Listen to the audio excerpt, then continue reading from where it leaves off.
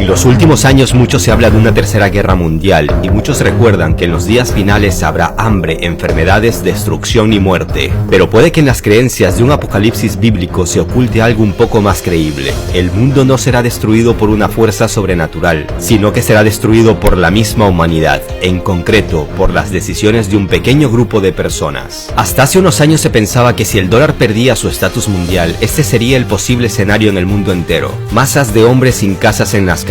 En lugar de electricidad, la gente hace fogatas con muebles y coches abandonados en las calles. No hay gasolina para suministrar a los coches y no hay a quien venderle petróleo. La gente quema sus cosas en las calles para calentarse. Los bancos han perdido el control de todas las finanzas. La crisis financiera ha alcanzado tal punto que en el mundo han quedado solo dos cosas con valor: alimentos y agua. Por estos productos se pelean grupos armados en las calles. A los civiles desarmados no les queda más que esconderse en los escombros y recoger lo que queda después de los combates callejeros. En casi todos los países del mundo hay guerras civiles, y todo porque el dólar estadounidense ahora cuesta menos que el papel en el que están impresos los presidentes de Estados Unidos. El dólar es la moneda de la confianza. Cuando desaparezca esta confianza, desaparecerá el actual sistema financiero mundial. No obstante, China y Rusia, sabiendas de este posible escenario catastrófico, empezaron a tomar hace algunos años cartas en el asunto. El imperio del mal y los amos del mundo, tercera parte.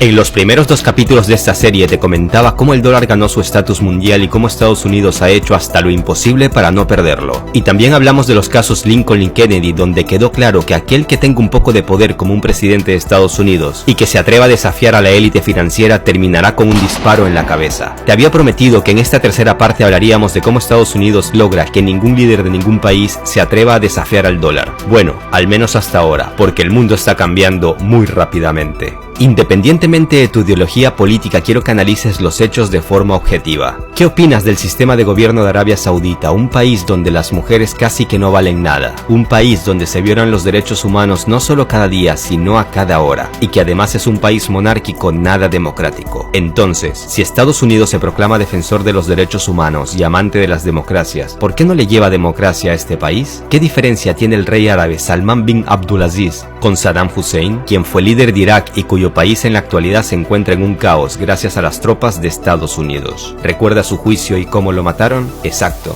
lo condenaron a la horca. El por qué Estados Unidos no invade Arabia Saudita te lo conté en la primera parte, por el acuerdo de los petrodólares. Y ahora te refresco la memoria del por qué mataron a Hussein y a Gaddafi, pero te adelanto un dato: la hegemonía del dólar empezaba a estar en peligro gracias a estos dos líderes de Oriente Medio. Las 1000 mentiras de Estados Unidos para invadir Irak y matar a Hussein. Una de las causas por las que el mundo aún desea el dólar es debido a que para comprar o vender petróleo es necesario negociar con dólares estadounidenses. Sin embargo, Irak, uno de los países con las mayores reservas de petróleo del mundo, el 6 de noviembre del año 2000, anuncia al mundo que empieza a negociar su petróleo ya no en dólares, sino en euros. La fuerte depreciación desde entonces del dólar con relación al euro significaba que Irak obtenía unos buenos beneficios al cambiar la moneda de sus reservas y de sus transacciones. George Bush y su gobierno tenían motivos de sobra para preguntarse muy seriamente: ¿qué pasaría si la OPEP, la Organización de Países Exportadores de Petróleo, se pasa a negociar repentinamente al euro? Y la respuesta era muy sencilla: se desatarían todos los demonios del infierno al perder el dólar su estatus mundial. Con esta respuesta, la siguiente pregunta que se hacían en Washington era: ¿qué hacer? Pese a todos los esfuerzos de Estados Unidos de seguir influenciando con su poder en Irak, concluyeron que la guerra era el único paso para no perder su hegemonía mundial. En julio del 2002, Europa celebraba que su moneda, el euro, superaba el valor del dólar debido en gran medida a la desaceleración económica y los escándalos financieros que habían estado debilitando al dólar y a los mercados bursátiles de Estados Unidos. El pánico se apoderaba de Wall Street y de la Casa Blanca. Había que tomar medidas concretas, de inmediato. En septiembre del 2002, el vicepresidente de Estados Unidos, Dick Cheney, afirma: nosotros sabemos con absoluta certeza que Saddam Hussein está usando un sistema para adquirir el equipo necesario para enriquecer uranio y construir armas nucleares. Irak posee armas biológicas y químicas. Pero esto de las armas de destrucción masiva de Irak era solo una de las 1000 mentiras de Estados Unidos para invadir este país. Y así, en marzo del 2003, Estados Unidos invade Irak, y una de las primeras medidas económicas tomadas fue la de volver a convertir todas esas transacciones de euros a dólares. En junio de ese mismo año, Estados Unidos logró mantener el mercado con el dólar como moneda principal en los negocios de petróleo. Hussein fue juzgado y condenado a la horca en 2006. Pero Saddam Hussein no fue el único en enfrentarse al dólar. El siguiente caso no deja de ser menos impactante. No te vayas, quédate con nosotros. El otro líder que hizo temblar la economía de Estados Unidos. Todos han visto estas imágenes. Aquí se pueden ver los últimos segundos de vida del líder libio Muammar Gaddafi. En el 2011 casi todos los medios de todo el mundo publicaban la noticia asegurando que Gaddafi violaba los derechos en su país y que Libia necesitaba un poco de democracia. Pero en realidad su peor pecado fue enfrentarse al monopolio del dólar. Sabiendo que podía terminar como Hussein, Gaddafi empezó a promover una revolución del dinar, respaldado por oro en toda la Unión Africana. Me atrevería a decir que fue aún más valiente que Hussein, ya que no propuso negociar el petróleo en euros, sino en su propia moneda, el dinar de oro. El plan de Gaddafi de dejar de vender el petróleo en dólares y empezar a usar el dinar de oro habría devastado la economía estadounidense. Uno de sus primeros pasos fue impulsar la creación del Banco Central de Benghazi para lanzar el dinar de oro y trasladó a esa ciudad 150 toneladas del metal precioso. Al igual que pasó con Irak, Barack Obama y su gobierno tenían motivos de sobra para tomar medidas y llegaron a la conclusión de que Libia necesitaba, al igual que el Irak de Hussein, un poco de democracia.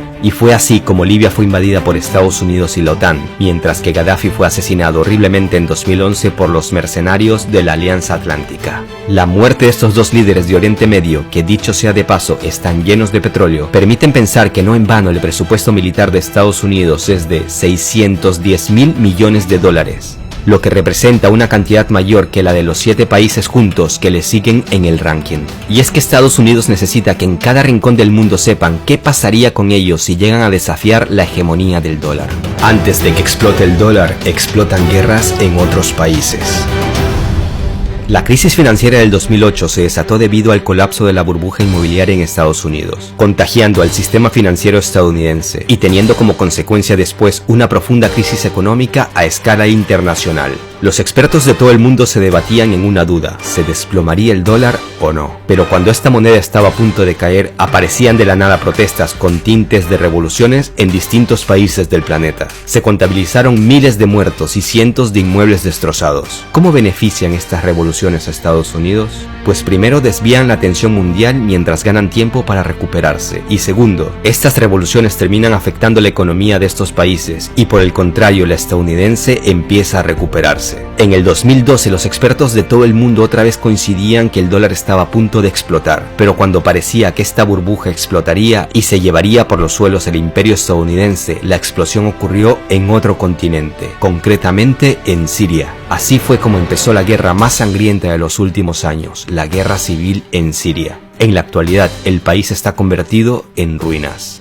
¿A qué está dispuesto Estados Unidos para salvar el dólar? Mira estas imágenes que dieron la vuelta al mundo en 2014. En ellas se puede ver a la secretaria adjunta de Estados Unidos para Asuntos Europeos, Victoria Nuland, repartiendo galletas y pan en plena revuelta en Ucrania. 2 meses después, ella misma reconocía que Estados Unidos había gastado 5.000 millones de dólares para llevar la democracia a Ucrania. Ahora miren cómo el candidato a la presidencia y senador John McCain graba y toma fotos a los revolucionarios ucranianos. Que esta revolución se dirigía desde Washington no era un secreto para nadie. Por cierto, ¿se imaginan a Putin o algún político ruso participando de revueltas en otros países, como en las marchas independentistas en Cataluña o en protestas en Estados Unidos? Si lo hiciera, no me imagino lo que publicarían los medios occidentales. Pero sigamos, ¿para qué necesita Estados Unidos tener influencias en Ucrania? Miren el mapa. Ucrania es un puente entre Rusia y Europa. En 2013, casi la mitad del gas que la empresa rusa Gazprom exportó a Europa atravesaron la red de gasoductos ucranianos. Estados Unidos necesitaba cerrar la llave y la revolución en 2014 lo logró. Cuando el dólar caiga a los países que no estén preparados, supongamos Europa, no les quedará otra opción que literalmente robar a los países más débiles. Empezará una guerra abierta por los recursos naturales: petróleo, agua, gas, leña, alimentos. Y esta guerra de una u otra forma tocará las tierras rusas, un país lleno de recursos de todo tipo. Todas estas guerras, revoluciones y revueltas que han estado ocurriendo en los últimos años parece que han sido nada más que unos ejercicios militares a gran escala, en campos de batallas reales. Según algunos analistas, todo parece indicar que nos queda poco tiempo para vivir con las comodidades en las que vivimos en la actualidad.